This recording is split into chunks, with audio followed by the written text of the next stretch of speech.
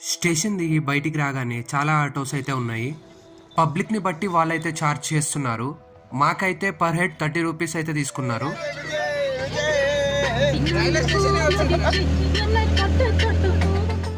ఆటోల్లో play చేసిన songs enjoy చేస్తూ మా జర్నీని అయితే స్టార్ట్ చేశాం. కరెక్ట్గా గుడి గోపురం దగ్గరలో ఉన్న సత్రంలో అకామిడేషన్ అయితే తీసుకున్నాము. మేము అక్కడ ఫ్రెష్ అయ్యి గిరి ప్రదక్షిణానికి అయితే స్టార్ట్ అయ్యాము. అసలు గిరి ప్రదక్షిణ ఎందుకు చేశారో తెలుసా? అరుణాచలంలో కొండ చుట్టూ తిరగడానికి గిరి ప్రదక్షిణ అంటారు. రమణ మహర్షి చెప్పినట్టుగా ఈ కొండ ఒక సాధారణ రాయి కాదు, అది సాక్షాత్తు శివలింగం అని అంటారు. పాప పరిహారం, మానసిక ప్రశాంతత, ముక్తి మార్గం కోసమైతే గిరి ప్రదక్షిణ చేశారు. అరుణాచల గిరి ప్రదక్షిణ సుమారు 14 కిలోమీటర్లు ఉంటుంది. గిరి ప్రదక్షిణ చేసేప్పుడు పాదాలకు చెప్పులు లేకుండా మౌనం లేదా జపం పాటిస్తూ గిరి ప్రదక్షిణ అయితే చేయాలి. గిరి ప్రదక్షిణ చేసే మార్గంలో 8 దిక్కుల్లో 8 లింగాలు కొలువై ఉన్నాయి.